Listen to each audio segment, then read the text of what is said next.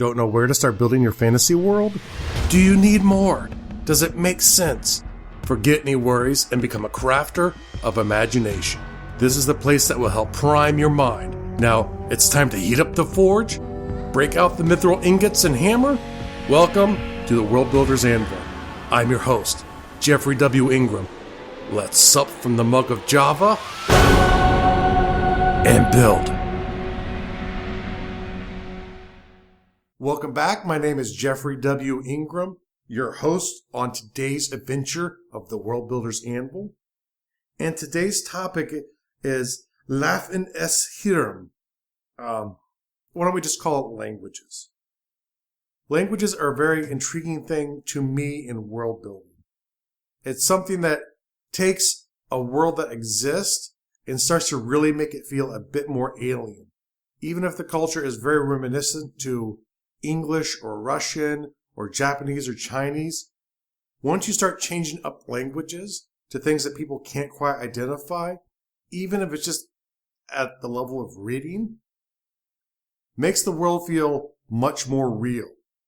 So the first thing I want to talk about today is, why are languages important and intriguing? Well, I did just mention a little bit of why I find them intriguing, but let's talk at the core, what really is a language? Languages are just common ways for cultures to share ideas. So if we come up with a common word like orc, and an orc describes a race in our world, and everyone in my culture, when they say orc, means that race, or something very similar, we all get the same images, the same pictures in our mind, and pictures are the thing that are really what words do, is they're expressing pictures in a mind. And when you start having a common language in a culture, that gets very similar. Now, when you start sharing languages across cultures, it could vary a little bit. You know, the idea of bad words from English to American English can vary. But a lot of times the way we even address people can change. The greetings of the day can change culture to culture, and maybe even dialectically. So in the southern part of America, people are going to actually probably be a little different in how they greet people than they are in my part of America, which is the Northeast. And it doesn't really make one better or worse than the other one. It's just what happens over time. As things stay fragmented apart over vast distances, there are going to be subtle changes over time. A culture can take the path of like England, where I think it was around the time of Elizabeth, maybe later, I'm not sure exactly when, they standardized all English to be spoken the way it is spoken in London. They had relatively large success today, but when people today think of an English accent, they are actually thinking about what would have been a Londoner accent several hundred years ago. And the reason I like to develop languages, at least to a naming language, is nothing will flesh out a culture like the words they use to describe things, how they describe things. If they put the subject before or after the verb, or the object, where's the object go in the sentence? These things will say a lot about the way a culture thinks. And when you know the way a culture thinks, and you create a character within a culture, you kind of have a framework for the way that person is going to respond, based on how consistent he or she with the cultural norms. Now, the other thing I like is it adds a high level of detail for when you share things out. Things that you want to feel a bit more foreign, you want to use your culture's language to describe it to other people. So, like at the beginning of this episode when I said languages and Bedrachum, I said that the Bedrachum style first because you should go, huh? There's a high probability you don't know Bedrachum. Actually, I'm not very good at it, and I created it. Or any of the other languages I create, I'm creating them as a reference for fleshing out my world and adding a high level of detail that you won't always necessarily find somewhere else. Now, in my particular case, I like fiction that sort of introduces people into fantasy, brings them deeper and deeper in. So the earlier a story begins, I'm less likely to use phrases that are of a foreign culture. However, if you're writing something that's for like hardcore fantasy people or hardcore science fiction people, I think you can pretty much start introducing crazy linguist terms right away. If you have a character who's talking to someone of a different culture, use their language to have them talk and have them be confused and try and figure out what they're saying.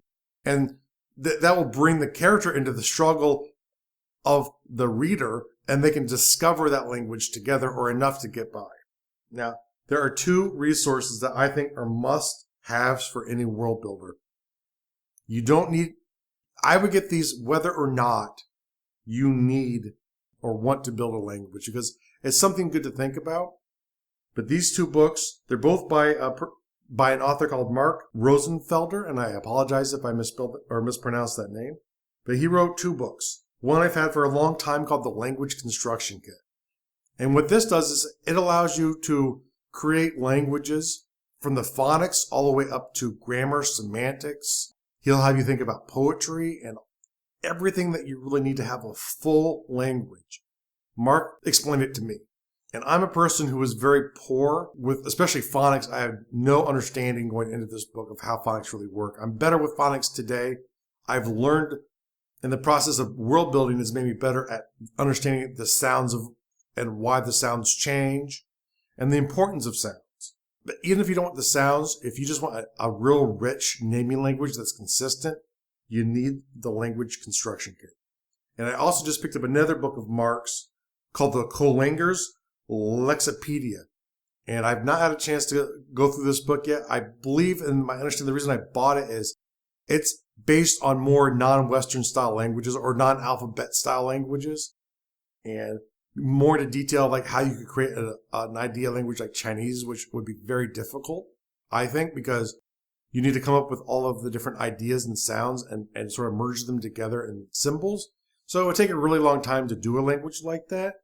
But if you're interested, or if you just want to learn a little bit more about how those languages work, I recommend both of Mark's works explicitly. And I'm going to, in the show notes, I'll give a link out to both of those books of Mark's and a link to his website, which has a free, real basic tutorial which you can use to get started. However, I would highly advise both of these books if you are a serious world builder. If you're a little crazy or you're as crazy as I am about world building, these books are must own, especially if you come from a fantasy or a science fiction perspective. There might be some better books out there if you're an actual linguist, but I'm not that guy.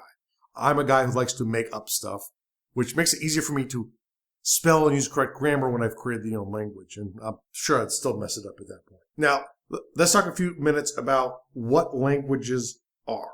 The first thing I want to talk about is what I like to call, and I might even stole this directly from Mark, is a reading language. And that's just words that you can use as a writer or someone to visually display a foreign language to someone. And you can go as cheaply as replacing common words in a language with something else. So, for example, if you live in English areas, there are probably something called blank towns. Newtown in Connecticut, or there are towns all over the place. It's a very common word to put at the end of town. So you have new and town. It's one word that gets squished together in English many, many times. And I guess that's to let you know that it's a town easily on the map. That's probably where it came from. I don't know the etymology of it. It's not super important, though. However, if I change that out and I say I want to make JEFF replace town. So now it's Newjeff. And it means the same thing as Newtown, but it's, in this reading language. And I don't think those are the strongest kinds of languages where you're so blatantly copying. Now, I do believe in stealing grammar. It'll get you a long way, but, steal the grammar, just make up the words. And sometimes it's going to be eerie, they match up, and it's probably something subconscious that makes it happen. But all the times they won't match up, and it'll feel a bit more foreign. But, you could keep that mnemonic, Newjeff, and maybe new is L, so it's Ljeff. And that becomes Newtown in this new language that you are creating. Now, a full-blown naming language, to me, you need a few things. You need to have the basics, an alphabet, grammar, semantic rules, and you don't need phonics. To me, phonics is where it sort of becomes a full-blown language where you can really pronounce out and say these things. And the reason I say you don't need that is, one, I think it's tough to come up with a real naturalistic style that will feel real. Because for it to be real, it can't be too consistent. It has to have exceptions. I don't think there are any languages, and I was talking to my friend Deanne Frost, who's a wonderful author, a good writer. You should also go check out her work. She does a lot with languages and riddles, which are really intriguing. But I was talking to her about this in a Google Hangout, and she was telling me that Japanese, which is one of the most consistent languages on Earth, still has like 3 irregular verbs. So the fact is, even if you're doing something as complex as, like, say, Vulcan, which is the superlogical people of Star Trek, it's probably not going to be 100% consistent it's still probably not going to be 100% consistent language because they developed to that point. They didn't start off as superlogical beings. And so the older the phrases and language is, the less consistent it will be, even with the ideas of the culture, because a language will show the evolution of the culture over time. For example, Bedrachum likes to compound nouns, and that's something I stole from German. One of the things I do differently is the root noun always stays as the last actual word in it, and then anything that compounds goes in front of it. So actually it would be town new, not Newtown. Even though you could argue depending on whatever the root word is, maybe town is the root word. But they're fairly consistent in things like that. But there are other times where, especially older words, have shortened over time, and there are a couple concepts that have merged together into its own word, and it shortens. And I think a lot of times in languages like German, where you have a really long word that gets used a lot, probably the culture over time is going to shorten it just to make it easier for themselves to say and to write later on. And then you get to full-blown languages. Anything Tolkien did. Klingon is a famous, more modern one. And I know there are other ones out there. There are several. I think Mark Rosenfelder has some of his own languages out there that he's made up. There are several fictional languages that have been created. Some are trying to be functional and haven't been created for fantasy or science fiction, but there are several languages that have been made up. And they're all interesting. My suggestion is that if you really want to get heavy into writing languages for your world, go out, buy a textbook that talks about grammar of languages. And there are, I'm sure, several of these, but pick a language and just say, let me take this grammar. I'm going to make up the sounds. I'm going to steal the grammar. And from my understanding, High Elvish from Tolkien was stolen strictly from Latin, the way he does cases and stuff like that. The sounds are different, and it does not sound like Latin, but the actual underlying rules, I believe, were Latin. And if I'm wrong, I'm sure the Tolkien fans will let me know. And one thing to keep in mind when you're doing languages too, languages are not the written material first. They start oral, or potentially maybe it's a signal thing. Maybe the language uses, maybe a culture only uses sign language. Maybe they don't have vocal cords, but they've learned how to communicate complex thoughts through hand gestures. That would be hard to share with people unless you're in a more visual medium. However, there's a potential for that where people are making gestures and conveying complex thoughts like we would do with written words or spoken words. And another interesting thing to keep in mind is not all languages ever get written down. There are huge, important cultures on Earth that we've largely don't know a lot about because they didn't write. And so at some point, when they get exposed to an alphabet, they're probably going to pick one up.